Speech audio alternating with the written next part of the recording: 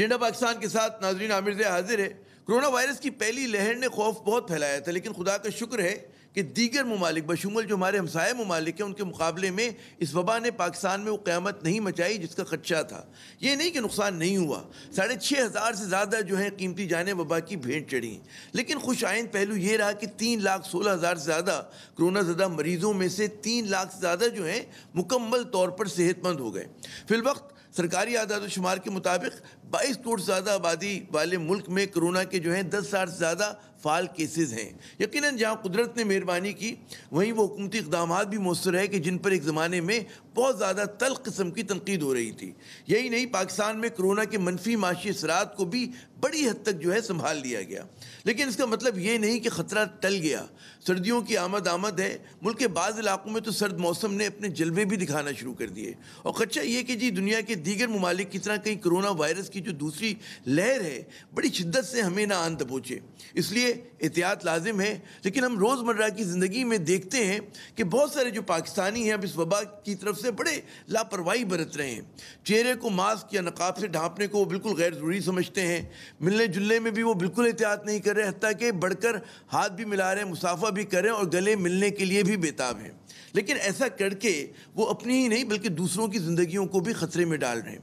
सियासी गर्मा गर्मी का मौसम ज़रूर है, लेकिन इसका ये मतलब नहीं कि हम असल मसाइल से, जो हमारी ज़िंदगी और मौत के मसाइल हैं, उनसे आंखें मोड़ लें। इसलिए आज के प्रोग्राम के एजेंडे पर एक मरतबा फिर है कोरोना वायरस। हमें एहतियात क्यों करनी चाहिए? क्या कोरोना की कोई दूसरी लहर जो है ज़्यादा शदीद हो सकती है? कुछ इन सवालात पर भी बात होगी। और क्योंकि ये मसला मेरा और आपका है तो हम नाज़रीन से भी कहेंगे कि इस प्रोग्राम में जो शरीक डॉक्टर हज़रात हैं उनसे इस वबा के हवाले से सवालात करें।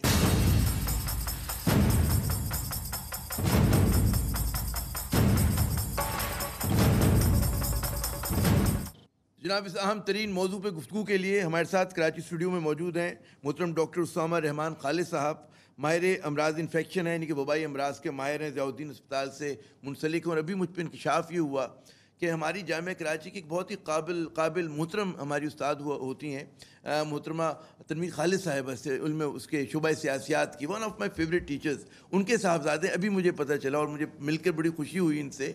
और हमें याद है कि जिस तरह से वो हमारी कहते हैं बेहतरीन टीचर्स उनका शुमार होता था, तो अब हम ऑन स्क्रीन उनको अपना सलाम भी पेश कर रहे हैं और उनको बहुत रिगार्ड भी पेश करते हैं। हमारे दूसरे मेहमान मोहतरम डॉक्टर सईद खान साहब हैं, इंचार्ज कोरोना टेस्टिंग लैब डॉ यूनिवर्सिटी हेल्थ साइंसेस से मुंसलिक हैं, बड़ा नाम है ये भी। और हमारे तीसरे मेहमान डॉक्टर कैसर सज्जाद साहब कई मरतबा ये एजेंडा पाकिस्तान के प्रोग्राम में शरीक हो चुके हैं, जनरल सेक्रेटरी हैं पाकिस्तान मेडिकल एसोसिएशन के। और इन मामलात में जब से ये पूरा कोरोना का मर्ज़ कहते हैं वबा नमूदार हुई तो बड़ा इन्होंने फ़ाल किरदार अदा किया डॉक्टर सज्जाद साहब ने, लोगों में आगाही फैलाने के लिए, इसको बढ़ाने के लिए। तो सज्जाद साहब, इस वक्त जो है बहुत सारे पाकिस्तानी जो हैं दो तरह के खदशात में मुब्तला हैं। एक तो ये कि जनाब इस मुल्क में खुदा न खास्ता खाकम बदहन कोई सियासी अदम इस्तेकाम ना फैल जाए, क्योंकि हिज़्ब इख्तिलाफ जो है वो बिल्कुल तैयार बैठी है कि जनाब कोई तहरीक चलाएं। दूसरा खदशा ये है कि कहीं कोरोना की दूसरी शदीद लहर ना आ जाए। कैसर सज्जाद साहब, तो अब तक जो इस वबा का जो अमूमी सूरत हाल है, अगर हम कोरोना के वायरस के हवाले से बात करें, सियासी नहीं, तो क्या अमूमी आपके तासुरात हैं? हम कहाँ खड़े हैं, क्या सूरत हाल है? जी डॉक्टर सज्जाद। बिस्मिल्लाहिर्रहमानिर्रहीम। बहुत शुक्रिया आमिर, आप हमेशा हेल्थ के ऊपर बहुत अच्छा आप फोकस करते हैं और एक दफ़ा फिर आपने लीड लिया है और हम टेलीविज़न और आपकी पूरी टीम को सराहते हैं, पाकिस्तान मेडिकल एसोसिएशन और बीइंग सेक्रेटरी जनरल हम इसको अप्रिशिएट करते हैं।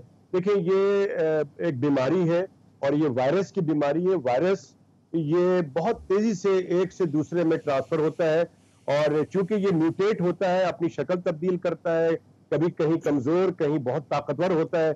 और यकीनन जैसा कि आपने कहा कि 6,050 के करीब लोग जो है वो इंतकाल कर चुके हैं, तो ये जानलेवा भी साबित होता है। अब इन बातों को देखते हुए मैं शुरू दिन से देख रहा हूं कि हमारे यहाँ काफी लोग, या अगर मैं ये कहूं कि अक्सरियत लोगों ने कभी भी कोरोना को एक्सेप्ट ही नहीं किया।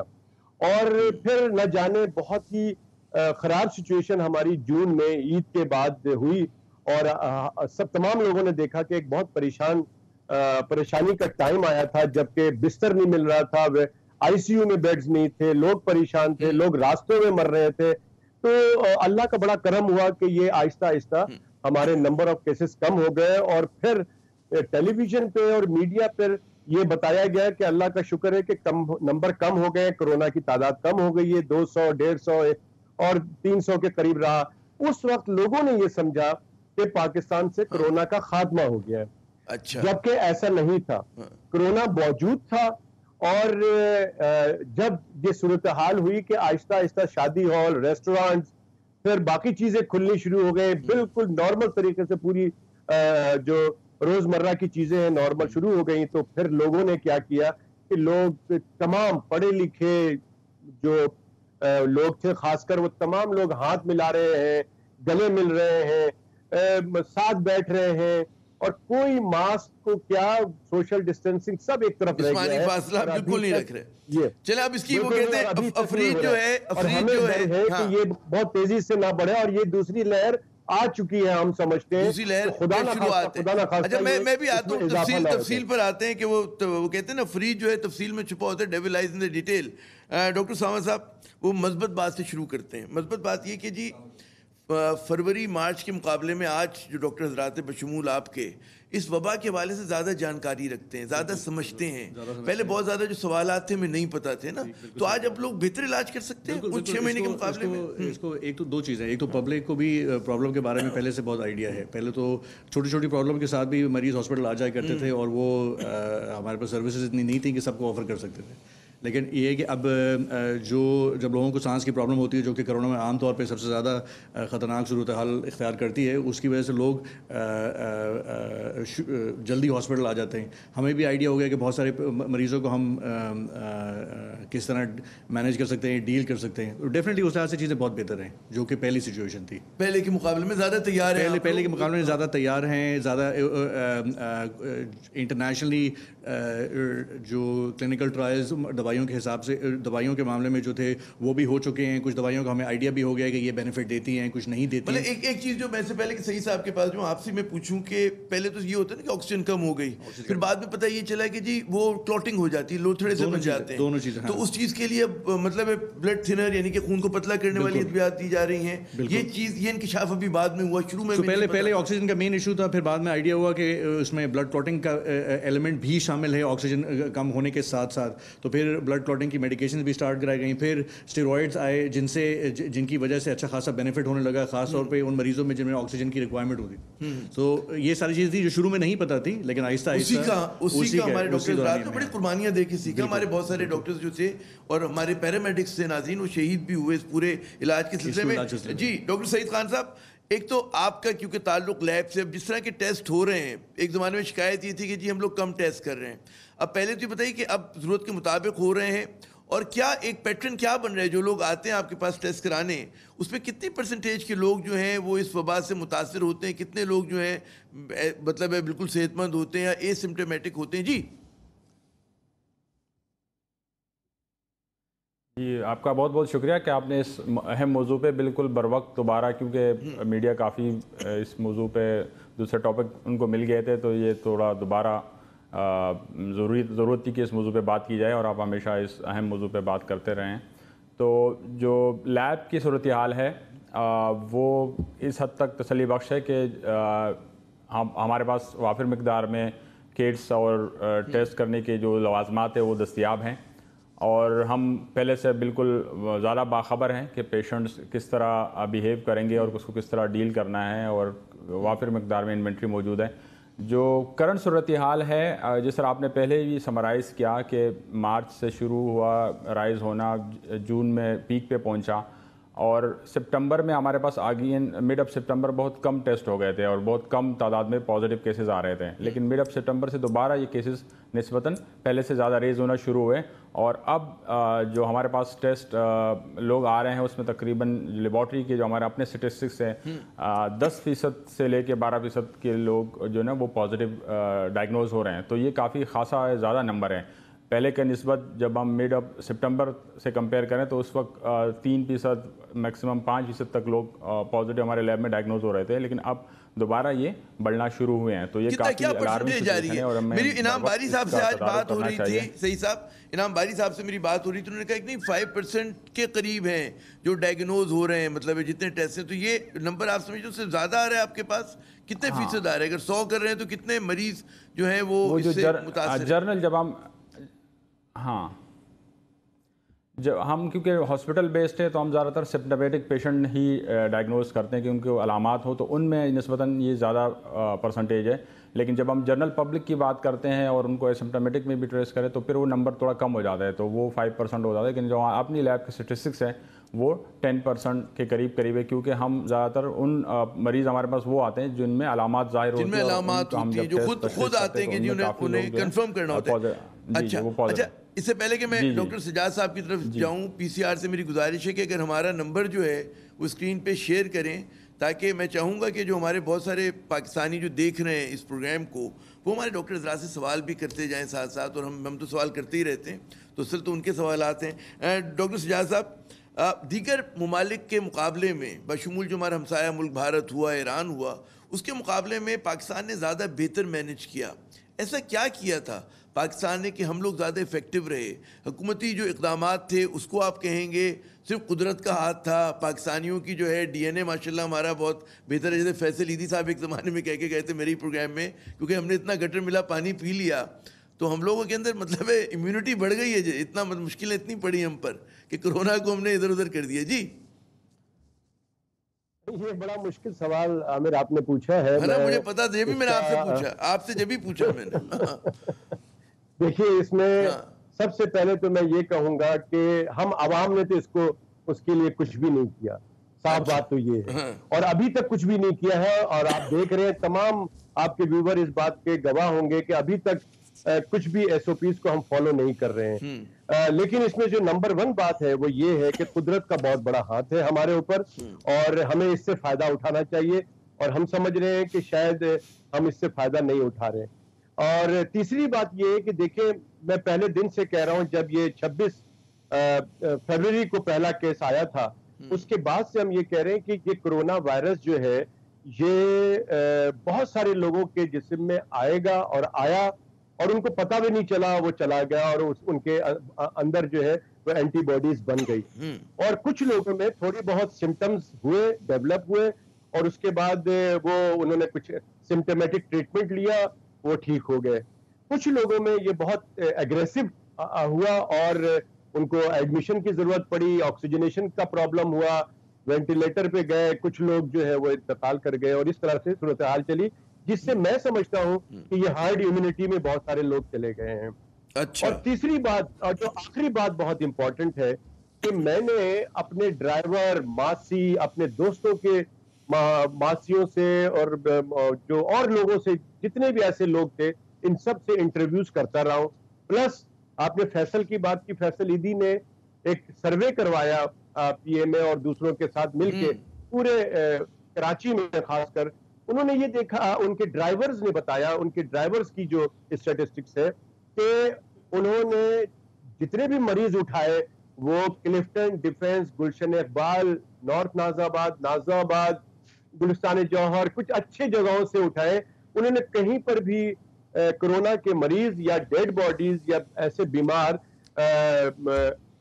औरंगी टाउन, बल्दिया टाउन, मच्छर कॉलोनी, अख्तर कॉलोनी, इन जगहों से या न्यू पसमानदे इलाकों से नहीं उठाए। हाँ, दुरुस्त।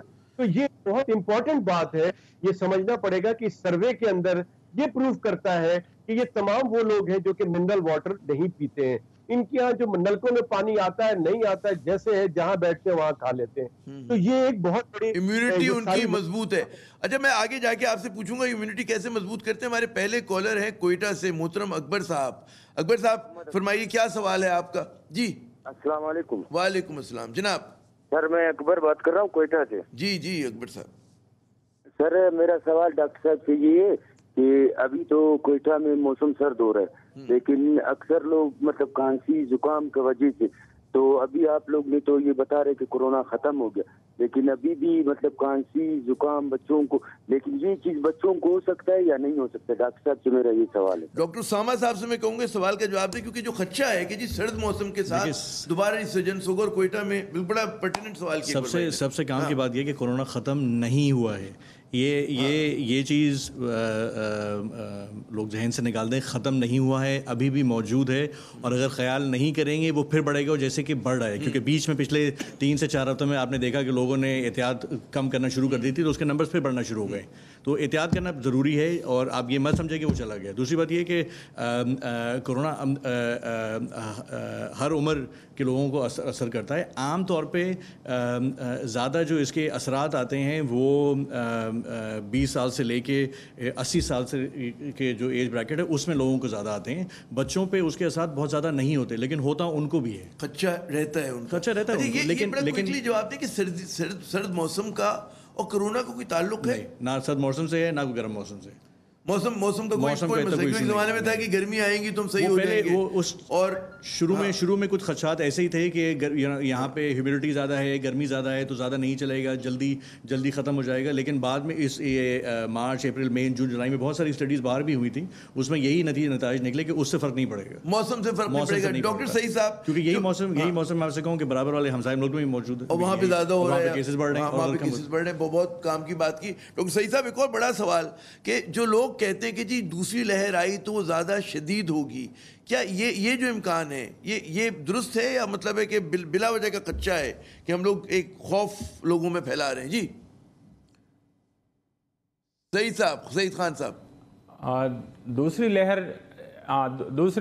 लहर लोग ये खदशा इसलिए जाहिर कर रहे हैं क्योंकि एक वायरस से हम काफ़ी हद तक इम्यून हो गए और हमने वो बर्दाश्त कर लिया। तो खदशा ये है कि जिस तरह डॉक्टर साहब ने भी फरमाया कि वायरस में तब्दीली आ सकती है, जिस तरह हम अपने आप को महफूज करते हैं दुश्मन उससे और तगड़ा हो जाता है। तो चांसेस ये हो सकते हैं कि वायरस की एक नई शक्ल आए और वो पहले से निस्बतन ज़्यादा इक्विप्ड हो और वो हमलावर हो, इस तरह के नुकसान पहुंचा सकता है। तो ये खदशा मौजूद है कि वायरस किस शेप में आ सकता है और नौयत बदल दे, वो की सलाहियत ज़्यादा रख सकता है। तो इसलिए नौयत बदले और अपने एहतियात लाजमी है कि हम मुहतात रहें। जब तक हमारे पास वैक्सीन नहीं आती तब तक हम महफूज नहीं हैं, तो तब तक हमें एहतियात लाजमी रखनी चाहिए, क्योंकि ना कोई दवाई है सही तरह, ना कोई वैक्सीन है। तो हम बिल्कुल एक निहत्ते होके इस वायरस का मुकाबला कर रहे हैं। तो वाहिद एक ही हथियार है हमारे पास, आपको महफूज रखें, इसके ट्रांसमिशन को ब्लॉक करें। मैं कह रहा हूँ एक ही हथियार है और वो है एहतियात। हमारे दूसरे कॉलर हैं गुलाम अहमद साहब, कराची से कॉल कर रहे हैं। गुलाम साहब जी। अस्सलाम वालेकुम। वालेकुम अस्सलाम भाई। अच्छा, मुझे बेटा बात ये करनी है कि जैसे मतलब कोरोना मुझे हो चुका है, अच्छा, तो क्या रिपीट हो सकता है? नंबर 1। नंबर 2 ये है कि मतलब लोगों को तो मतलब एहतियात करने का हम कहते हैं, मैं खुद हॉस्पिटल में काम करता हूँ, एहतियात करते हो तो बोलता है कोरोना है ही नहीं और कोरोना खत्म हो गया है। तो मतलब हमें मतलब टीवी पे बाकायदा जिस तरह कर रहे हैं इस तरह प्रोग्राम करते रहना चाहिए रोजाना बेसिस पे। बस मुझे ये पूछना था कि कोरोना दोबारा हो सकता है, नहीं हो सकता? सजाद साहब आप अगर इसका बराए करम जवाब दें कि एक मरीज जिसको एक बार हो गया हो, सेहतयाब हो गया हो। जी देखिए, इसका बिल्कुल स्ट्रेट फॉरवर्ड जवाब ये है कि दोबारा बिल्कुल हो सकता है। तो जिन लोगों को कोरोना हो चुका है वो ये ना समझे कि वो सीना तान के और बाहर निकल जाए और सारे एसओपीज को बालाए ताक रख दे। उनको वही तमाम चीजें एहतियाती तदाबीर अपनानी होंगी क्योंकि जिसको कि कोरोना नहीं हुआ है। क्योंकि ये जैसे अभी सईद ने कहा है कि ये जो वायरस है ये अपनी शक्ल चेंज करता रहता है। अब पता नहीं आप कौन से वायरस का शिकार हुए थे और आप ठीक हो गए। खुदा ना खास्ता कोई जो दूसरी लहर है वो बहुत ही सीवियर किस्म का वायरस अगर अटैक करेगा तो आपको नुकसान होगा। तो वो तमाम लोग जो कि अपना प्लाज्मा भी डोनेट कर चुके हैं और अल्लाह ताला ने उनको नई जिंदगी भी दी है, तो उनकी एंटीबॉडीज का भी टेस्ट करा लिया उन्होंने और ये समझते हैं कि मेरे जिस्म में एंटीबॉडीज बन गई है तो मुझे अब फिक्र की जरूरत नहीं है। तो रिकॉर्डेड है दुनिया के अंदर और पाकिस्तान में भी लोग दूसरी दफा मुब्तला भी हुए हैं और इंतकाल भी कर गए। 3 महीने बाद एक डॉक्टर भी इसी तरह से एक बीमारी में पिंडी के मैं भूल रहा हूँ लाहौर या पिंडी में एक डॉक्टर साहब 3 महीने बाद दोबारा कोरोना में बीमार हुए और इंतकाल कर गए। नंबर 1। नंबर 2 बात यह है कि ये बहुत खतरनाक बीमारी है। जो लोग जैसे कि इन्होंने सवाल किया है कि बहुत से लोग समझ ही नहीं रहे हैं कि ये कोरोना कोई जानलेवा मर्ज है, तो मैं बताता चलूं कि पाकिस्तान में, दुनिया में भी डॉक्टर्स और पैरामेडिकल स्टाफ जो है इंतकाल कर गए हैं, और पाकिस्तान में 104 डॉक्टर्स इंतकाल कर गए, जिसमें बहुत एक्सपर्ट सीनियर डॉक्टर्स और जवान डॉक्टर सारे इंतकाल कर गए हैं, 104 के करीब। हाँ, बहुत बड़ी तादाद है, बहुत बड़ी तादाद है। और हाँ, बहुत बड़ी तादाद। और इसी तरह से 26 के करीब जो है हमारे पैरामेडिकल स्टाफ जो है वो इंतकाल कर गया। तो ये कहना कि जी ये बीमारी कोई ऐसी चीज नहीं है, और जिनके आपने बड़ी लेकिन काम की बात की सजाद साहब, वो ये कि मतलब है टार्जन बन के आप नहीं घूम सकते कि एक बार अगर हो गया इसका मतलब ये नहीं कि आप इम्यून हो गए, आपके मतलब है किसी हिफाजत की जरूरत नहीं। हमारे तीसरे कॉलर हैं मोहतरम काशिफ रंधावा साहब, लिया से कॉल करें। जी काशिफ साहब। एक्चुअली मैं आपके टीम गेस्ट को वेरी रिकॉर्ड पेश करता हूँ। दूसरा मेरा क्वेश्चन सिर्फ ये था कि ये एनालिसिस बेस पर बात कर रहे हैं या कोई रिसर्च है इन लोगों की। तीसरा सवाल ये है कि ये जो डोनाल्ड ट्रम्प के साथ हुआ है ये क्या चक्कर है? मतलब कोरोना कुछ है और ये कुछ, आप लोग कुछ कह रहे हैं, पर वटएवर आप चंद चीजें बता दें जिससे बंदा बच सके और कोरोना ऐसा कर सके। चलो वो भी बताते हैं। और आपने ये जो बड़ा मुश्किल सवाल कि ट्रम्प के साथ क्या हुआ, इस पे बात करते हैं, लेकिन पहला जो उनका अहम बात है कि भी रिसर्च बेस्ड है कि आप लोग मतलब है क्या साराइयों के पतंग उड़ा रहे हैं, बहुत क्या सारी कर रहे हैं? बहुत कुछ चीज़ें ऐसी हैं जो कि इस इन्फेक्शन के बारे में नहीं पता है, जिस पर रिसर्च हो रही है। लेकिन बहुत सारी चीज़ें उनके बारे में रिसर्च हो चुकी है जो दूसरे ममालिक में उनमें हो चुका है और स्टैब्लिश हो चुकी है। मसलन मैं आपको एग्जांपल देता हूँ कि अगर जिन मरीज़ों को लंग्स पे ज़्यादा असर होता है, ऑक्सीजन की प्रॉब्लम होती है, उनमें ख़ास तौर पे स्टेरॉइड से बहुत फ़र्क पड़ता है और इम्प्रूवमेंट आती है। ठीक है, इस तरह के बहुत सारे छोटे छोटे एस्पेक्ट्स हैं जिन पर रिसर्च हो चुकी है। जैसे आपने शुरू में कहा हाँ,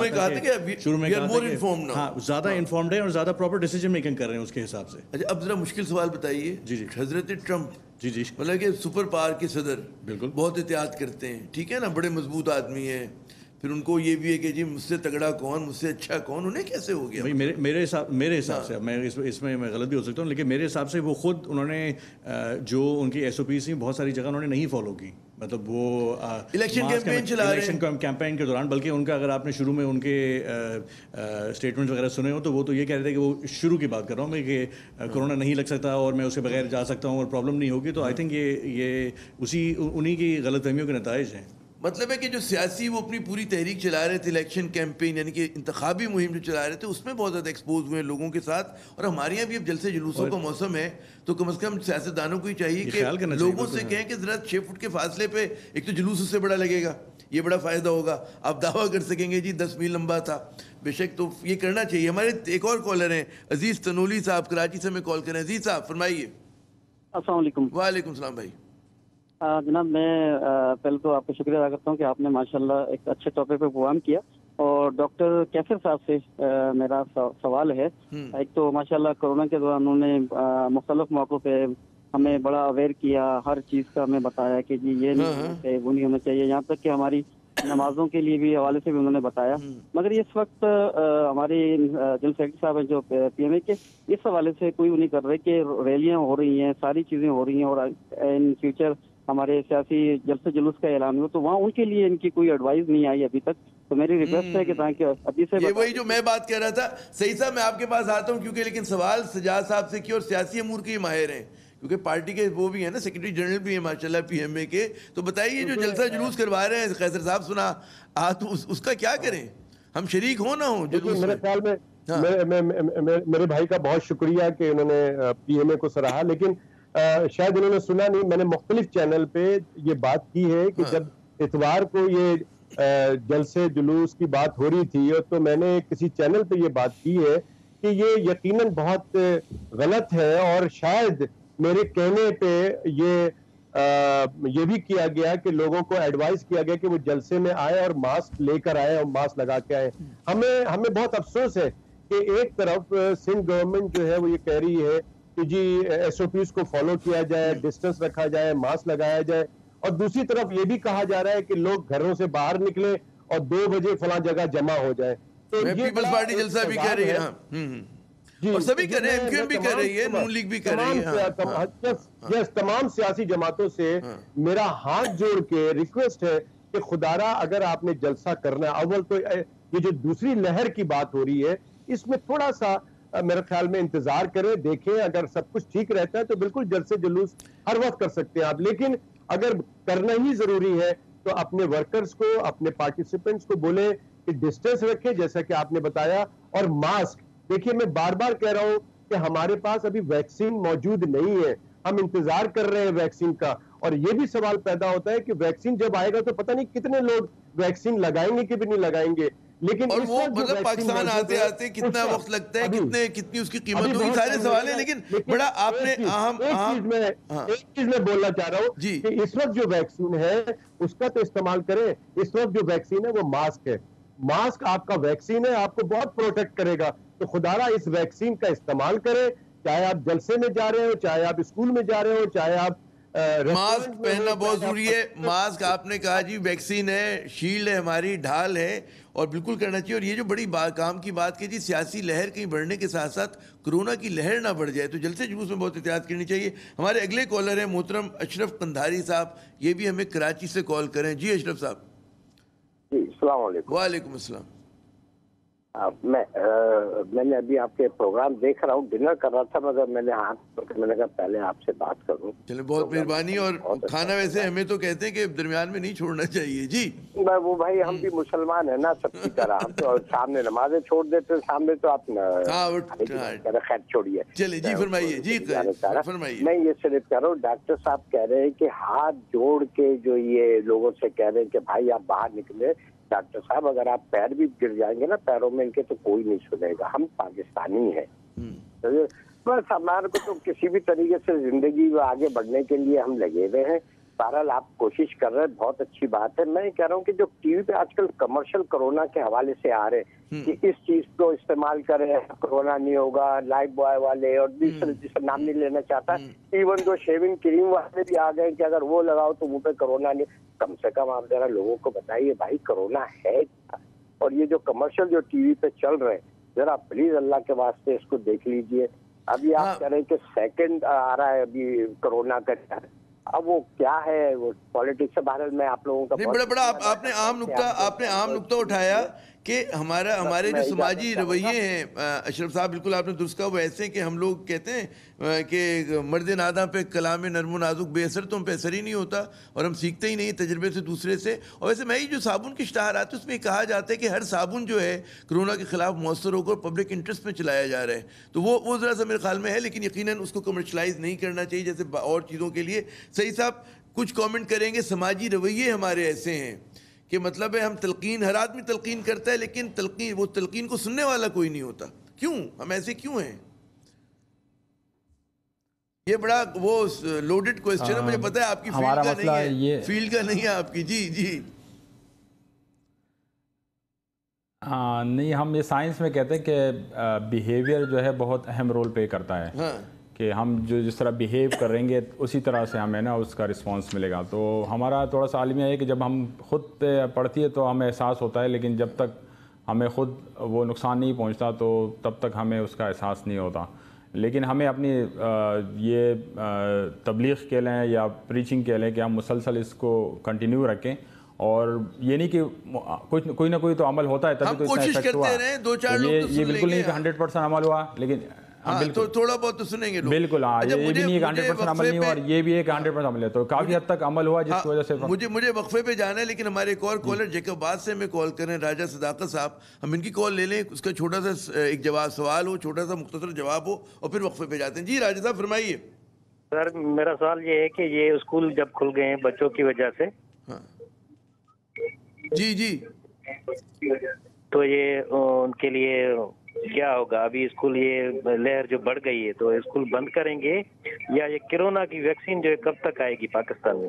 अच्छा राज साहब, हमने आपका सवाल सुन लिया, इसको हमने नोट कर लिया। अगर आप इजाज़त दें और हमारे मतलब मेहमान भी इजाज़त दें, हम एक वक्फा लेते हैं। वक्फे के बाद, क्योंकि स्कूलों का मसला ऐसा है कि तफसील से इस पर गुफ्तगू होनी चाहिए। हर कहते हैं वालिदैन को तशवीश है, बच्चों को तशवीश है कि जी क्या होगा, हमें क्या करना चाहिए, इस पर हम बात करेंगे लेकिन वक्फे के बाद।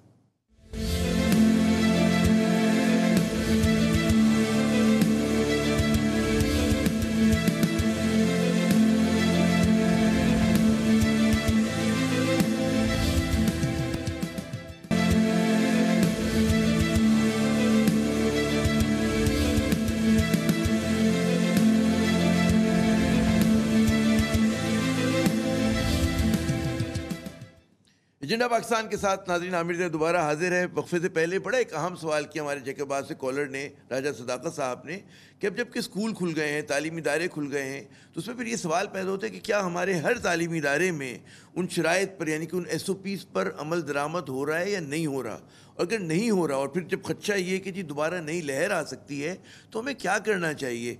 जनाब क्या कहते हैं सजाद साहब, क्या क्या सूरत हाल है, किस तरह देखते हैं आप ये तालीमी इदारों के खुलने को, और उसके लिए अब खुलने इदारे बंद तो रखे नहीं जा सकते, तो क्या करें, किस तरह से जिया जाए दौरे कोरोना में। जी देखिए, मैं समझता हूँ कि कोरोना तो अभी जाएगा नहीं और हमें इसी तरह से तमाम अपनी रोजमर्रा की जिंदगी गुजारनी होगी। और मैं समझता हूँ कि स्कूल जैसे चल रहे हैं, तालीमी इदारे ऐसे चलते रहना चाहिए।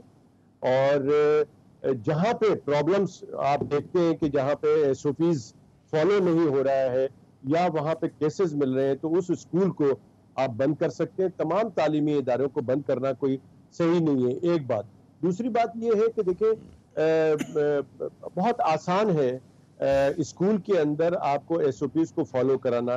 पहले पेरेंट्स की जिम्मेदारी है कि बच्चों को बताया जाए कि मास्क कैसे पहनना है और मास्क किस वक्त नहीं पहनना है। इसी तरह से टीचर को पता होना चाहिए कि मास्क 24 घंटे या हर वक्त मास्क नहीं लगाना है। ये खासकर मैं स्कूल के टीचर्स को कहता हूं कि अगर बच्चे एक क्लास में बैठे हैं और उन सब का मुंह जो है वो ब्लैक बोर्ड की तरफ या व्हाइट बोर्ड की तरफ है, तो आपको बच्चों को चाहिए कि वो मास्क नाक से नीचे कर ले ताकि वो फ्रेश एयर ले सके। लेकिन मगर अगर जिस्मानी फासला है तो जिस्मानी फासला जरूरी है ना कि आप 6 फुट से दूर बिठाया आपने। हाँ। अगर नहीं, ये स्कूल में डिस्टेंस तो वैसे भी होता है जब क्लासरूम में बैठते हैं तो, लेकिन अगर सबका मुंह एक ही डायरेक्शन में है तो आप मास्क को नीचे रख सकते हैं ताकि बच्चे जो है या बड़े भी हर वक्त मास्क लगाकर नहीं रह सकते। गर्मी का मौसम हाँ, है, घुटन होती है जी, बिल्कुल तनफ्फुस जो है वो हो जाता है। हाँ, अच्छा, फ्रेश एयर लेते तो फिर वो आप फ्रेश हो जाते हैं। फिर जब कोई सामने आपके आता है तो आप मास्क लगा ले। तो बच्चों को ट्रेन करने की जरूरत है और उनको बहुत प्यार मोहब्बत से SOPs को फॉलो कराने की जरूरत है। अदरवाइज कोई ऐसी परेशानी की बात नहीं है। और एक चीज मैं जरूर बता दूं कि इस वक्त कराची में, मैं चूंकि ENT की प्रैक्टिस करता हूं, नाक कान गले की, तो इस वक्त कराची में और पाकिस्तान के मुख्तलिफ शहरों में इस वक्त बहुत सारी प्रॉब्लम्स है। नजला जुकाम भी है, दूसरा वायरस भी है, इन्फ्लुएंजा वायरस भी है, टाइफाइड भी है। तो हर बुखार को कोरोना का नहीं समझना चाहिए। ये हर नजला जुकाम जो है वो कोरोना है। ये बड़ी काम की बात बताई आपने और ये बड़ा अच्छा मशवरा दिया कि जनाब जरा सा थोड़ी देर के लिए नकाब हम नीचे सरका सकते हैं अगर डिस्टेंस पे बैठे हो। हमें एक और कॉलर है, मोहतरमा डॉक्टर कमर साहिबा कराची से कॉल करिए। जी डॉक्टर साहिबा, अस्सलाम वालेकुम। वालेकुम सलाम। आमिर साहब, आपने बहुत अच्छा प्रोग्राम ये आज रखा है अपना एजेंडा प्रोग्राम में। मैं देख रही थी। मैं आपके एक तो पहली बात, मुझे सिर्फ प्लीज आप ये बताइए, डॉक्टर ओसामा जियाउद्दीन हॉस्पिटल वाले ही हैं? जी, ये जियाउद्दीन हॉस्पिटल में होते हैं क्लिफ्टन पर। जी, आई थिंक मैं इनसे मिल चुकी हूँ क्योंकि प्रोफेसर यूनुस सुमरो वहाँ एडमिट थे, वहीं उनकी डेथ हुई है। आई थिंक सो कोरोना में ही उनकी डेथ हुई है। अच्छा, ऑर्थोपेडिक सर्जन। ओके जी डॉक्टर कमर साहब, आपका सवाल? जी, मेरा सवाल सिर्फ ये है कि डॉक्टर कैसर सज्जाद से ये पूछना है, बिल्कुल सही कह रहे हैं डॉक्टर साहब कि कोरोना अभी है, खत्म नहीं हुआ, मौजूद है, कम जरूर हुआ है, लेकिन अभी भी लोग तो यही बात कह रहे हैं कि नहीं ये सब सिर्फ डॉक्टर्स को पैसे मिल रहे हैं, ये है वो है, बहुत ज्यादा बातें। बहुत लैब वालों के मजे आए में जी, बड़े बार टेस्ट के लिए जा रहे हैं लोग, ये भी इल्जाम लगाए जा रहे हैं जो कि गलत है, नहीं होना चाहिए। प्लीज डॉक्टर साहब से मेरी अपनी पर्सनली रिक्वेस्ट है कि प्लीज लोगों को यही कहें कि खुदारा आप थोड़ा सा अपने अंदर अवेयरनेस लेकर आए और एहतियात करें, बहुत जरूरी है, वरना ऐसा ना हो जो हमारा जून में हुआ और हमारे बड़े बड़े डॉक्टर्स जो चले गए, नामवर डॉक्टर्स जो चले गए हैं, जिनमें एक नाम तो प्रोफेसर डॉक्टर यूनुस सुमरो का है जनाब, बिल्कुल जो इसी में गए और जियाउद्दीन हॉस्पिटल में ही गए हैं। तो प्लीज मेरी डॉक्टर साहब से पर्सनली रिक्वेस्ट है, मैंने इसलिए अच्छा ये देखिए, बहुत शुक्रिया डॉक्टर कमर साहिबा। मेरे ख्याल में हमारे तीनों डॉक्टर हजरात, तो फिर जो मेहमान डॉक्टर साहिबा आई, डॉक्टर कमर साहिबा, सबकी एक ही अपील हो रही है कि जी एहतियात करें, एहतियात का दामन ना छोड़ें। एक ब्रीफ कमेंट डॉक्टर सजाद साहब, फिर मैं आता हूँ उसामा साहब की तरफ। जी डॉक्टर कमर, बिल्कुल आपका बहुत शुक्रिया। और हम देखिए यही काम कर रहे हैं और डे वन से यही काम कर रहे हैं। पाकिस्तान मेडिकल एसोसिएशन ने जनवरी में ये बताया था लोगों को और हुकूमत को कि जिस वक्त 6 लोग वुहान सिटी चाइना में इंतकाल कर गए थे और 300 वहां मरीज थे, तो ये बताया था हमने कि जी ये बीमारी पाकिस्तान में आ सकती है, तो उसके एहतियाती तदाबीर क्या करने हैं और हुकूमत को क्या जिम्मेदारी है, उसको क्या करना चाहिए। तो हमने बहुत पहले से बताया था और उसके बाद से आज तक, आज जो हम टेलीविजन पे और ये एजेंडा पाकिस्तान में जो गुफ्तगू कर रहे हैं, इसका मकसद ही सिर्फ ये है कि हम अवेयर करें। हम ये तीनों डॉक्टर्स बैठे हुए इसीलिए कि जितना ज्यादा से ज्यादा मैं क्लिनिकल पैगाम को जितना ज्यादा दोहराया जाए, जितना ज्यादा दोहराया जाए, बिल्कुल। अच्छा, पॉइंट नोटेड मुझे सुन रहे हैं, हम उनसे दरखास्त करते हैं कि हमारी इस बात को और 10 लोगों को फैलाए और वो 10 लोग और लोगों को बताएं कि इस बातों पे अमल करें ताकि पाकिस्तान से कोरोना का मुकम्मल खात्मा हो सके। बहुत अहम बात की। और मुझे उसामा साहब ये बताइए, पाकिस्तान में जो है मरीजों के सेहतमंद होने का, सेहतयाब होने का जो तनासुब है वो अच्छा खासा मोर देन 95% है, या इससे भी ज़्यादा है गालिबन, ठीक है ना। जो अगर हम देखेंगे 6,500 मरीज का इंतकाल हुआ। कोरोना के लिहाज से बात कर रहे हैं, मैं कोरोना की बात कर रहा हूँ। अच्छा, अब इसमें क्या जो दीगर ममालिक हैं उसमें भी यही तनासुब होता है ऊपर नीचे, जैसे हमारे हमसाये ममालिक में ज़्यादा है ये तनासुब, ये कम है, क्या है? जनरली एक ही जैसे ही है, उसमें बहुत ज़्यादा फर्क नहीं है। हाँ। लेकिन उनके नंबर्स बहुत ज़्यादा हैं, मतलब अगर आप कंपेयर करें इन्फेक्टेड लोगों के नंबर्स बहुत ज़्यादा हैं, ठीक है। लेकिन जो तनासब है वो ऑलमोस्ट वैसा ही है। अच्छा। मतलब एवरेज में आपसे कहूँ कि 80% लोगों को मामूली सिम्टम्स होते हैं, जो 20% हैं उनमें फिर इश्यूज और कॉम्प्लिकेशंस आती हैं। इन्होंने कहा कि जी हर्ड मेंटालिटी, हम लोग हर्ड मेंटालिटी वो इम्यूनिटी, मैं भी उस चीज़ से मैं कह रहा हूँ, इम्यूनिटी हो गई जी, उस चीज़ से मैं इत्तेफाक नहीं करता, क्योंकि अगर हर्ड इम्यूनिटी हुई भी होती तो सेकेंड वेव नहीं आती। एक बार जो हर्ड में शामिल नहीं हुए उनको हो गई। लेकिन वो ऐसा होता है कि हर्ड इम्यूनिटी के लिए आपको कम से कम 85% लोगों को, रफली बात कर रहा हूँ, 80 से 85% लोगों को इन्फेक्शन हो चुका होता है, तब वो हर्ड इम्यूनिटी की तरफ बात आती है। तो वो हमारी 3 लाख अगर हुआ है इन्फेक्टेड, या चले 3 लाख जो हमने काउंट किए, आप दुगना कर ले 6 लाख, फिर भी नहीं हुआ, 10 लाख भी कर लें फिर भी पॉसिबल नहीं है। अच्छा, ये जो बड़ी अहम बात हो सही साहब, बात ही कि अभी इस मुल्क में जो सरकारी आदाद शुमार हैं वो 10,000 जी फाल कोरोना के केसेस हैं हमारे मुल्क में, जो 22 करोड़ के मुल्क में बहुत ही मामूली तादाद है, आटे में नमक के बराबर, बल्कि उससे भी कम है। तो चलें इसको ज़रा सा कहते हैं एग्जैजरेट, बढ़ा लें इसको, थोड़ा सा वो कर लें कि जी 15,000 होंगे, 20,000 होंगे, तो फिर भी है तो मामूली तादाद। जी सही साहब। हाँ, लेकिन इसमें अहम बात यह है कि जितने लोग का टेस्ट हुआ है वो कम है, उनकी तादाद बहुत कम है, और जिन लोगों का टेस्ट नहीं हुआ और जिनका खदशा है कि उसमें मतलब जिनका हम टेस्ट करेंगे तो उनका पॉजिटिव निकल सकता है या उनको ऑलरेडी एक्सपोजर हो चुका होगा, तो जो हम जिनको फैसिलिटी मिलती है वो लेबॉर्ट्री तक पहुंच पाते हैं या हॉस्पिटल तक पहुंच पाते हैं, तो उनकी तादाद बहुत कम है। और जब हम सब लोग की स्क्रीनिंग करेंगे तो हमें बहुत ज़्यादा नंबर इसमें मिलेंगे। तो जिस तरह डॉक्टर साहब कह रहे थे कि हर्ड इम्यूनिटी की तरफ मतलब एक तादाद जा रही है, अभी तक वो हम अचीव नहीं कर पाए और वहाँ तक नहीं पहुँचे, लेकिन अच्छे खासे नंबर जो लोगों की है ना वो एक्सपोजर या उनका पॉजिटिव कोरोना हो चुका होगा। हालांकि सबके टेस्ट नहीं हुए, लेकिन अगर हम सबका टेस्ट, इतनी कैपेसिटी सबके टेस्ट करेंगे तो उसमें काफ़ी लोग ज़्यादा पॉजिटिव नज़र आएंगे, और जो तादाद आप बता रहे हैं क्योंकि वो ये मतलब कम है, वही मैं कह रहा हूँ कि 10,000 से ज़्यादा हम बता रहे हैं जिनका हम टेस्ट कर चुके हैं। अच्छा, एक और डॉक्टर साहब हमें कॉल कर रहे हैं, डॉक्टर नवीद साहब डीजी खान से हमें गालिबन कॉल कर रहे हैं। डॉक्टर नवीद साहब फरमाइए, आप पहले बताइए MBBS डॉक्टर हैं या आप अदब के डॉक्टर हैं? जी, मेडिकल से मेरा ताल्लुक, मेडिकल, अच्छा जी जी जी। और मैं डॉक्टर उसामा रहमान खालिद से बात करना चाहता हूँ। जी बिल्कुल कीजिए, उसामा साहब आपकी बात सुन रहे हैं, फरमाइए। डॉक्टर अस्सलाम वालेकुम सर। सर गुजारिश ये है, मैं आपसे ये पूछना चाहता हूँ कि पाकिस्तान में ये जो दूसरा वेव आ रहा है, इसे वेव का नाम दिया जा रहा है, जबकि कहा जा रहा था बहुत से एक्सपर्ट्स, अमराज इन्फेक्शन जितने भी हमारे दोस्त वो कह रहे थे कि वेव नहीं आता जिस बार, मतलब कि नहीं है पाकिस्तान में।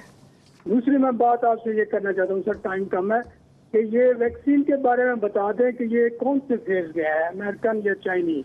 देखिए आपके पहले सवाल का जवाब तो ये देखें, नंबर्स अभी बढ़ रहे हैं और ख़दशा यही है कि सेकेंड वेव होगी। अगर बर वक्त एहतियात ना ली गई तो नंबर्स बहुत ज़्यादा बढ़ेंगे। और वेव से मुराद ये है कि वेव जो है वो आमतौर पे लंबा चलती है, महीना 6 हफ्ते 4 हफ्ते 6 हफ्ते 2 महीने, जबकि बाज़ मतलब ऐसा होता है कि थोड़े से केसेस बढ़ते हैं और फिर कम हो जाते हैं। लेकिन क्योंकि हम ये देख रहे हैं कि लोग एहतियात नहीं कर रहे हैं और बहुत सारे लोग अभी भी ये समझ रहे हैं कि कोरोना नहीं है और कोरोना नहीं है और ये एक बनाई हुई चीज़ है और एहतियात नहीं कर रहे, तो ख़दशा हमारा ये है कि ये लंबा चलेगा अगर लोगों ने एहतियात नहीं की। इसीलिए बार बार यही चीज़ इस बात पे जोर दिया जा रहा है कि ये ज़रूरी है, इस पे जो SOPs हैं वो फॉलो करें, वरना ये लंबा चलेगी और बहुत नुकसान करेगी। ये बड़ी अहम बात है कि जी यकीनन SOPs पे अमल दरामद करना चाहिए। मैं 101% इस बात पे मुत्तफिक हूँ। लेकिन सईद साहब, कराची जैसा गुंजान आबाद शहर, हमारी मिडिल क्लास अमल कर सकती है, पर मिडिल क्लास के लोग ज़्यादा बेहतर कर सकते हैं। लेकिन जो लोग हमारे यहाँ बस की छत पे बैठ के सफ़र करते हैं शहर बेदर्द कराची में, वो कैसे, मतलब है आप सोचें, आप खवे से खवा चल रहा होता है, हमारी पब्लिक ट्रांसपोर्ट में चढ़े हुए होते हैं, हमने तो बस में बड़ा सफ़र किया, धक्के खाएँ, तो जो आलम होता है, अब तो और बुरी हालत हो गई है, तो वो कैसे उस पर अमल करेंगे? रिक्शा में अगर कोई उतर के आ रहा है, 10 लोग बैठे हुए हैं, तो जो अब हम सोचें मशवरा तो दे देते हैं, लेकिन उसको कहते हैं अमली जामा पहनाना कितना आसान या मुश्किल है डॉक्टर सईद साहब जी? हाँ, मतलब मुश्किल है लेकिन नामुमकिन नहीं है, क्योंकि मैं अर्ज़ करूँ कि इस वायरस ना किसी गरीब को देखेगा, ना किसी अमीर को देखेगा, ना किसी मज़हब को देखेगा। अगर ये वायरस किसी के सांस की नाली में जाएगा तो उसको नुकसान पहुंचाएगा। हाँ। तो इससे कतई नज़र को कौन किस हालत में है, अगर वो एहतियात नहीं करेगा, मतलब एहतियात की कई किस्में हो सकती है कि ज़रूरी नहीं कि वो बहुत महंगा मास्क ले लें। कभी कभी ये तो कि जिस तरह डॉक्टर साहब ने कहा कि डायरेक्शन चेंज करने से भी आपका एहतियात काफ़ी हद तक का मतलब आप बच सकते हैं कि आपका मुंह का डायरेक्शन चेंज हो जाए, मास्क पहन लें या थोड़ा सा फासला रखें, तो उससे भी काफ़ी फ़ायदा आपका हो सकता है। तो हद्दुल मक़दूर कोशिश करनी चाहिए, जितना इंसान के बस में है तो वहाँ तक हमने कोशिश करनी है, क्योंकि जितना हम इसको डिले करते चले जाएंगे हमें फ़ायदा, जब तक हमें वैक्सीन की मदद पहुँच जाएगी। और अल्लाह की मदद हमारे पास ऑलरेडी अल्लाह ने हमें करम किया है, क्योंकि जिस तरह हम मुसलसल कह रहे हैं कि बहुत सारे फैक्टर्स का हमें नहीं पता कि क्या वजह है कि इतनी कम, शुक्र है अल्लाह के, कि डेथ्स कम हो रही है या बहुत ज़्यादा तादाद में लोग बहुत ज़्यादा मुतासर नहीं हो। तो ये इसको हम अल्लाह की तरफ से एक इनाम समझ रहे हैं और इसी को हमें फ़ायदा उठाना चाहिए कि इसको हम कंटिन्यू करें कि जब तक हमारे पास वैक्सीन की शक्ल में एक सोल्यूशन आता है तब तक हम इसको स्लो करते जाएं। जितना स्लो ट्रांसमिशन हो, जितने कम लोग इन्फेक्ट हो, उतना हमारे लिए फ़ायदेमंद है, ताकि हमारे हॉस्पिटल्स पे प्रेशर ना हो। दुरुस्त। आप कोई कमेंट करें? मैं बस ये कहना चाहता कि वैक्सीन पे हर कोई वैक्सीन पे फोकस कर रहा होता है, ठीक है, वैक्सीन कब आएगी? वैक्सीन को मेरे हिसाब से आने में आराम से 6 से 7 महीने लगेंगे, कम से कम, ठीक है। मुख्तलिफ स्टेजेस में, मुख्तलिफ ममालिक में मुख्तलिफ स्टेजेस में वैक्सीन है। 9 महीने गुजर गए, लोग कहते हैं 2 साल से पहले नहीं आती, मतलब उसको आते 6 से 8 से 9 महीने आराम से लगेंगे। कोई उस पर इन्हिसार ना करें। पाकिस्तान आते और टाइम लग सकता है उसमें, तो जो हिफाजती तदाबीर अपनानी है उस पर फोकस करें। अच्छा, हमारे कॉल कॉलर हैं इलियास खान, फिर एक अहम मैसेज। जी इलियास साहब, कराची से कॉल करें। अस्सलाम वालेकुम आमिर साहब। वालेकुम सलाम इलियास साहब, फरमाइए। मोहम्मद इलियास। मेरी आमिर साहब, मेरी आपसे एक रिक्वेस्ट है। हम आपसे अभी कोरोना में की इस वबा की वजह से हम फायदा उठाना चाहते हैं कि अब बच्चे फरवरी से नहीं जा रहे, अब फरवरी से बच्चे नहीं जा रहे, अब जो 28 को फिर जा रहे हैं 4-5 दिन के लिए, वो फिर जो है वो पैसे 6-7 महीने के इकट्ठे ले रहे। तो अब ये स्कूल वाले हम तो लोअर तबके के लोग फंस गए कि बच्चों को स्कूल भेजे, ये नहीं भेजे, इस वबा की वजह से हम तो परेशान हो गए। करें तो क्या करें? ये सिर्फ आपसे हम जो है ना रिक्वेस्ट कर रहे हैं, और आप थोड़ा सा आगे को ये बात को ये सवाल जो है वो हम जो वजीर तालीम है सूबे के सईद गनी साहब, उनके सामने भी रखेंगे आने वाले दिनों में। यकीनन मतलब है कि जो हुकूमत ने एक वो किया है, कुछ डायरेक्टिव्स दिए हैं, उस पर अमल दरामद होना चाहिए। स्कूल इकट्ठी फीस नहीं ले सकते, ज़्यादा नहीं ले सकते, लेकिन वज़ारत वज़ीर तालीम करेंगे। लेकिन ये जो आपका सवाल है वो मैं चाहूँगा डॉक्टर सजाद साहब कि बच्चों के हवाले से, ज़ाहिर आपने इस पर हमने पहले भी बात की इसके ऊपर, लेकिन एक बार फिर, क्योंकि इशू ऐसा है, हर वालदैन जो है परेशान है कि बच्चों को भेजें ना भेजें। आप फरमा रहे थे कि भेज दिया जाए, तो इन्हें भी हौसला दें कि भेजें, मुख्तसर और क्यों भेजें और कैसे भेजें, किस तैयारी से। ये बिल्कुल बहुत इम्पोर्टेंट और एक बहुत सेंसिटिव मामला है, और पेरेंट्स यकीनन परेशान होते हैं बच्चों को भेजने के बाद, और जब हम ये बात कर रहे होते हैं और लोग प्रोग्राम देखते हैं तो शायद और खबरें भी सुनते हैं तो बहुत ज्यादा परेशानी की बात है। लेकिन मैं उन तमाम लोगों से और पेरेंट्स से जो थोड़ा सा, हमें अल्लाह ताला ने अशरफुल मखलूकात बनाया है, हमें समझने की ताकत दी है कि देखें इस बीमारी से बिल्कुल लड़ना है। जो कहते हैं कि डरना नहीं है, लड़ना है, उस फार्मूले पे अमल करना है। बच्चों को यकीनन जरूर भेजें, लेकिन ये बता के भेजें कि जी बच्चों से बिल्कुल करीब करीब नहीं बैठना है, दूर बैठना है। टीचरों से जाके आप मिले, टीचरों का फर्ज बनता है और पेरेंट्स का फर्ज बनता है कि बच्चों को कैसे ट्रेन करना है। अब ये एक वबा है, इस वबा में अपना काम भी करना है और इसका मुकाबला करना है, बड़ा ट्रेन करना है बच्चों को। डॉक्टर साहब कहने में आसान है, करना है। अगर वो बच्चों की तबीयत कुछ हमारे और आप पे गई है वो तो मतलब वो अमल ही नहीं करेंगे। शैतान बच्चे मतलब हम भी बनी सुना करते थे, वालिदैन पता नहीं क्या क्या नसीहत करते थे, असातिज़ा हमारी क्या नसीहत करते थे, तो बच्चों में जरूर बता दूं, एक बात जरूर बता दूं यहाँ पे कि अव्वल तो ये जो बच्चे, खासकर छोटे बच्चे जिनको SOPs पे फॉलो कराना बहुत मुश्किल काम है, तो ये बच्चे ये जहन में रख लें कि बच्चे बहुत कम बीमार होते हैं, लेकिन ये कैरियर हो सकते हैं, घर पे लेकर आएंगे बीमारी को और दादा दादी नाना नानी। एहतियात करें, बच्चों को सुननी चाहिए बात इस खतरनाक मौसम में। बिल्कुल। हमारे एक और कॉलर हैं, हसीनुज़्ज़मा साहब हैं, कराची से कॉल कर रहे हैं। लेकिन उससे पहले अगर हसीन साहब अगर थोड़ा सा वो रुकें आप, मैं भी एक सवाल कर लूँ, मुझे मौका ही नहीं मिला। लोगों को ये भी बताइएगा हसीन साहब का जब आप जवाब सुन लें कि मास्क, अब मास्क भी स्टेटस सिंबल बन गया, लोग बड़े महंगे महंगे मास्क भी ले रहे हैं, हम जैसे लोग 10 रुपये वाला ले लेते हैं, तो क्या उससे भी फर्क पड़ता है इम्यूनिटी के ऊपर कि आप ज़्यादा महफूज रहेंगे, महंगा मास्क होगा और पता नहीं N5 होगा, T5, पता नहीं क्या क्या नाम है जी। देखिए जनरली आमतौर पर ये होता है कि आपको मुख्तलिफ किस्म के मास्क मौजूद हैं, जो आम सर्जिकल मास्क अवेलेबल होते हैं और जो आप लोगों को देखते हैं 10 रुपये पहनते हैं, 10 रुपये वाला जो है, ठीक है, वो उसमें वो अफेक्टिव है, ठीक है। मैं एक बार इस्तेमाल करके फेंक दें, कितनी घंटे में फेंकें? आप उसको इस्तेमाल कर सकते हैं, अगर वो गीला ना हो गया हो या ख़राब ना हो गया, आप उससे दोबारा इस्तेमाल कर सकते हैं, ठीक है। मतलब एक दिन चला लें, 1 दिन चला लें, 2 दिन चला लें, ठीक है, आप उसे कर सकते हैं। अगर आपने उसमें छीका ना हो, अगर छीका ना हो, वो गीला ना हो गया हो या वो ख़राब ना हो गया हो, आपको देखने से आइडिया हो जाएगा, तो आप उसे इस्तेमाल कर सकते हैं। लेकिन ये जो N95 है या बाकी जो K95 या इस किस्म के जो मास्क अवेलेबल हैं, वो आम तौर पे रिजर्व्ड होते हैं डॉक्टर्स के लिए, नर्सेज के लिए, जिनका डायरेक्ट हाई रिस्क कांटेक्ट होता है कोरोना के पेशेंट्स के साथ। उनके लिए होता है, वो मेरे और आपके, हमारे लिए नहीं, जनरल पब्लिक के लिए नहीं है। अच्छा हसीन साहब, आपने बहुत शुक्रिया, आपने इंतजार किया जी। आपका सवाल क्या है हुजूर?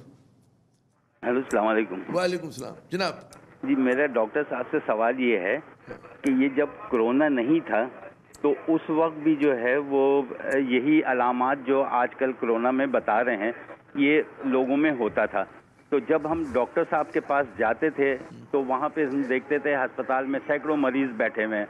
तो जब हम उनसे ये पूछते थे कि तो वो ये कहते थे कि ये आजकल वायरल चला हुआ है, तो वो फिर हमें दवा ववा देते थे, हम सही हो जाते थे। ठीक है। तो मेरा आपसे सवाल यही है कि क्या ये भी वही है कि मतलब मैंने इससे ये अंदाज़ा किया है, ये मेरा कॉन्सेप्ट है कि ये जो बीमारी आजकल हो रही है, क्योंकि उस वक्त डॉक्टरों का ये कॉन्सेप्ट नहीं था कि जी आप जाके टेस्ट कराएं। अगर उस वक्त ये कॉन्सेप्ट होता कि जाके टेस्ट कराएं तो मेरा जो सेंस कहता है वो ये है कि हो सकता है कि उस वक्त भी आपका पॉजिटिव ही आता है, जैसे आजकल इस बीमारी जब भी आप जाते हैं तो ये। आखिरी 1 मिनट है और क्योंकि आपने टेस्टिंग के हवाले से बात की तो सईद खान साहब आप जवाब दे सवाल का, उसके बाद हम वाइंड अप करते हैं जी। हाँ बिल्कुल, कोरोना पहले से कोई वायरसेस मतलब एक पुराने वायरसेस है, लेकिन जो अब इस वक्त हम बात कर रहे हैं वो कोविड-19 की बात कर रहे हैं जो पहले मौजूद नहीं था और दिसंबर 19 तो अभी, और वो जो हम टेस्ट करते हैं PCR वो स्पेसिफिक टेस्ट है, उसका जीनोम डिटेक्ट करते हैं तो वो एग्जैक्ट उसी जीनोम को DNA RNA को डिटेक्ट करता है, तो ये एग्जिस्ट करता है। ये कोई ऐसे नहीं पहले की बीमारी है, अभी रिसेंट अपडेटेड वर्जन है वायरस का, और जिसकी वजह से ये अलामात काफ़ी कॉमन हो सकती है। जिस तरह बुखार, कई बीमारियों में बुखार हो सकता है तो कॉमन है, लेकिन इसकी स्पेसिफिक अलामात हैं और ये अलग एक बीमारी है जिसका एक पॉजिटिव एजेंट है वायरस कोरोना कोविड-19। वायरल से हम नहीं मिला सकते इसको, वायरस है और इसको बिल्कुल वो ये अलग है। जी बहुत बहुत शुक्रिया सईद खान साहब, डॉक्टर कैसर सज्जाद साहब और डॉक्टर उसामा साहब, आप तीनों मेहमानों का। आप लोगों ने बड़ी कारआमद गुफ्तगू की, मुफीद गुफ्तगू की, मालूमाती गुफ्तगू की। जो पैगाम है हमारे इन डॉक्टर हज़रात को जिन्होंने कॉल भी किया वो यही कि सिर्फ हमें एहतियात करनी। सो जो ढाल है हमारे लिए, जो सबसे बड़ी वैक्सीन है, वो 10 रुपए का वो मास्क है जो हम और आप पहनते हैं, और बार बार हाथ भी हमें धोने। आमिर ज़ैद को अगले प्रोग्राम तक के लिए इजाज़त दीजिएगा। खुदा हाफिज़।